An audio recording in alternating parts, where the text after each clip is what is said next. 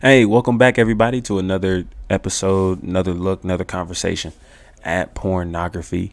We're going to dive right into it because we're going to look at the damage to the brain that pornography causes, right? And if, again, you know someone, or maybe you have indulged or are indulging in pornography, and I think these are some really good resources that I want to give to you to just really consider, really check out. And listen, you are not alone. You or no one else who you know that is dealing with these things aren't alone. This is something that is in culture, that is everywhere we look, on all socials, easily accessed. And these are conversations that are definitely needed to help us see what really is going on and the reasons why we need to pursue to overcome this. Okay. So looking at pornography and looking at the issues that it causes to the brain, there's two things that I want to share with you, right? For you people who study the brain, who know all about the brain, right? There's two cortex, right? There's an upper cortex and then there's a lower cortex, right? These two cortex that we're going to talk about in terms of the brain. Okay. So the upper cortex is what allows us to comprehend, right? Allows us to really have comprehension, and things like that, to be to purpose to understand, right? Allows us to process material, process things, right? But then we also have a lower cortex. Okay. And so this lower cortex is what gives us those sensations, right? It's what gives us those emotions. Okay. To put it another way, the upper cortex allows us to commit to someone logically, comprehensively. But then the lower cortex of the brain is what drives us, or drives that sexual sensation, right? That sexual pleasure from the lower brain, and drives our emotions straight to it. Okay. So essentially, the lower brain, in the process of looking at pornography, images, videos, all those kinds of things, wherever you see it, however often you see it, right? It's allowing that fantasy, right? Because that's what pornography is in the end. It's just fantasy. It's a lot of fantasizing that happens in so many different various ways. And these fantasies begin to look really real. Okay. The lower cortex is what puts these fantasies into real perspectives. And it causes us to pursue someone that we may see with the intentions or the ideas that we must have them, because they see the images and the pornography videos seem so real to us. Like our brains almost cannot tell the difference between it being fantasy and being legit. So it's just automatically assuming that, hey, what you're watching, the sensation you're feeling from the person that you're watching or the person you're looking at, is real. And it drives that sensation to where you feel like you have to have them at all cost, or any cost. And so this drives us to what is also in our brain, which is what they love to call the drug of desire, right? The drug of desire, which is also known as dopamine. Okay, so dopamine receptors are what we have in our brains. Okay, so essentially these dopamine receptors tell us, right? They tell us to go for it. Okay, kind of like a conscience, like in the back of your mind, you're like, hey, go for it. Go for it. Yeah, it's all you, dog. Go for it. Right. It's kind of like one of those things where it tells you to go for it and do whatever it takes to get your hands on what it is you're going for. So the dopamine is what's rushing through our minds, rushing through our bodies, again, to heighten that sensation, to then just say, hey, no matter where I am or no matter what I'm doing, I'm going to put everything on pause because I got to go for this. Right. In fact, our dopamine really kicks in, especially when we're watching pornography, diving into pornography. We start to see any kind of technological devices. And what our minds or brains will tell us is that not only is that the resource or the technology that we use to do it on our own time, but we almost feel like we need that one. Right. It's almost an instant flash, an instant picture, an instant image of the pornography that's being viewed, that you instantly tie that technological device to. Okay. So this is how powerful our brains really are when it comes to images, when it comes to what we see, when it comes to all of those things. Okay. So again, the dopamine, the upper cortex, the lower cortex, and all of those things that play a huge part in how our brains are being affected by pornography. To take it a step further, okay, if you've been involved in pornography for a certain amount of time, you'll start to feel as if you need more and more, right? It's almost, again, as we mentioned in the first video, it's something that you start and it's hard to stop. So the more and more that you do it, right, the more and more necessity of excitement that you're going to need, right, to the point where you're going to search and seek for a higher peak of excitement, a higher peak of just pure pleasure that you're looking for because you've indulged in it for so long, right? And it becomes repetitive. So what we learn from this is that there's a rewiring of the brain, literally rewiring of the brain, right? So it's essentially all you'll see is pornography videos, pornography images. You'll just be walking around, right? You'll be walking around. You can't even have regular conversations with people. You can't see and make eye contact with certain people, right? Maybe it's your friends at school. Maybe it's your own family at home, right? You can't even have a regular conversation without some level of pornographic images or something like that scathing across your mind. And it just sits there and that's all you see, right? That's how much our brains are affected by this stuff, y'all. I really want you to see this because this is crazy, but it's important.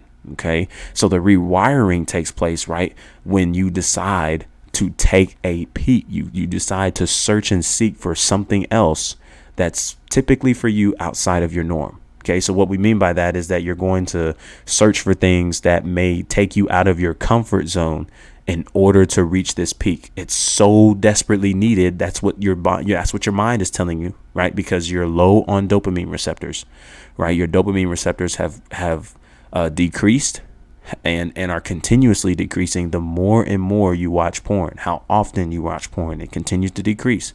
So your brain is telling you that you need more dopamine. So in order to get it, it's now being transferred to the pornography that you watch. And so what happens is your brain is telling you need more. And the only way that you can get this stimulation is by continuing to watch pornography. So this is where it causes a rewiring of the brain, because now to exceed that excitement, to now hit that peak, you're starting to step out of your bounds, right? You start to engage in fears, things that shock you, things that disgust you, and things that surprise you. And once you start diving into those things, something that fears you, that you start watching, but it has something to do with pornography, right? Something that they're indulging in that to you is super disgusting. Like even before you started watching it, but you're watching it because even though it may be disgusting, you need this peak to be hit. This excitement you want to feel again, that ultimate pleasure of excitement that you want, you start diving into that again. Okay, you surpass that threshold of shock, that threshold of surprising elements, same thing. And now, because you've now hit what, research will say it's an orgasm, right? You hit the orgasm and you start doing all those things and you start looking at it, and that's what hits you in that new peak of fulfillment of pleasure. That now becomes the new standard. So now you are not only surpassing thresholds such as fears, shocks, surprises, and things that disgust you, even while watching it, but now it's rewired your brain to now you need that, right? And you're going to continue seeking after those things, the fears, the disgust, the shocks, the surprises. That is going to elevate your feeling of need for pornography and what it will take to exceed that threshold, to exceed that momentum, to exceed that pleasure. Okay, so here's a few things I want to leave with you in terms of how it really destroys the brain in a few other ways. Okay, like we've been mentioning, it becomes addictive. Okay, again, we have the release of specific dopamines that are all related to the starts of addictions to drugs, addictions to alcohol, addictions to sexual pleasures such as pornography, all of those things, man. This dopamine is the feel good, the sensation, the drug of desire that once something starts, when you're really addicted, that dopamine is being released. And it's telling you to a point that you need it to be stimulated, right? I know you've probably told yourself, yeah, I'm stressed, or I need to pick me up, right? I need this, I need that. So that's your brain telling you, right, that you need that pornography to wake up in the morning, to go to bed, to relieve stress, right? Feeling anxious, feeling depressed, out of boredom, all of the excuses that you can come up with. That's that dopamine that's telling your brain that you need it. Okay. So it becomes addictive. Okay. Then it impairs memory and concentration. Remember back when I said that it's all you see? You walk in public places, you go to school, you're reading a book, you're watching a movie, right? Or maybe if you have a significant other with you, it's just all you can think about. It's all on the front of your mind. It's impairing your memory and your concentration, even to the point where it's a struggle to make eye contact with people because your brain is literally reflecting the images and videos that you are watching constantly through pornography. Okay. Even 3, this is probably one of the scarier ones, right? It numbs you to real sex, right? Being involved in pornography for you married couples, right? Marriages, there's a lot of people in marriages that include the third party of pornography that doesn't help the relationship, but it hurts. And here's why, because it will come to a point where you will begin to prefer masturbation and prefer pornography and the excitement and thrill that you may get from that, rather than actually coming together with your married spouse that is laying in the bed willing to please you. And that's a problem. OK, now we can have our conversations in regards to, well, you know, if the spouse leaves the home, what does that look like, and masturbating when that looks like. And that's when we say it comes to the self-control mannerism. Right. Because if you're not careful, you allow yourself to overindulge in that. And then you will begin to prefer that over the real sex, over what was intended in marriage or created for marriage, which was sex. You're going to prefer the masturbation and the pornography. So we have to be careful with those things. Right. But overall, especially for you young cats that aren't married, right, indulging in premarital sex. And this isn't a place of judgment. I'm not judging you. I'm not calling you out. This is real talk, because these things can cause so much danger, not only to ourselves currently, but to even future relationships that pornography is literally robbing us from, that I'm looking to personally attack and help you, because I've been through it. I'm telling you from experience. OK, so not only does it numb you to real sex, impairs memory and concentration, becomes addictive. Right. And by numbing you to real sex seems dull. It doesn't interest you. You would rather, again, masturbate than have actual sex with your married couple or your married spouse in bed. OK, the sensitization. OK, so again, like we said, every time you see a technological device, your mind and brain is telling you to do it now. Go to the nearest restroom, go to the nearest private spot, go somewhere where no one sees you, and go ahead and get it done. Get it on. Watch, view. You start watching it in public. You start watching it in school.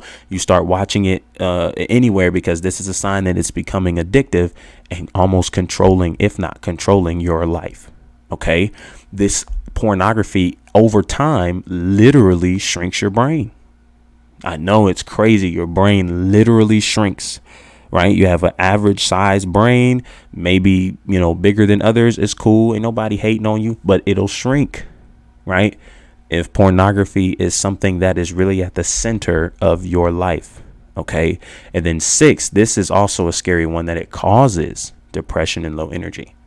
Right. We're in a society where depression and anxiety are at its peaks. Mental illnesses are serious, are struggles. And sometimes we'll turn to pornography to think it's going to relieve us of these things. But really, it's causing it worse and worse.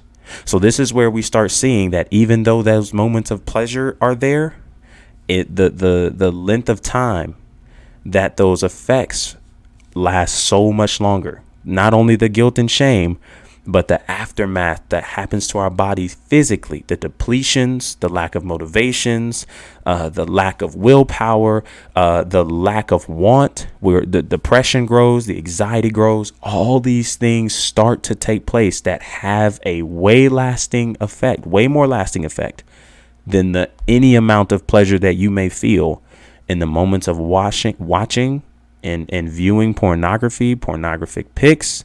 Whatever it is that is pornography, the vaults in your phone, right? The pictures, the videos, all of those things that, even though it feels pleasurable in the moment, it has a way worse lasting effect on you, just specifically in this video, in your brain. Okay. So those are some things that I wanted to share with you in this video. And if you don't want to miss the next one, because then we're going to start attacking the damage that it has to relationships. Right. We kind of hinted at it this video, but we're going to really dive into it next. So I appreciate you watching, tuning in. And as always, until next time, peace.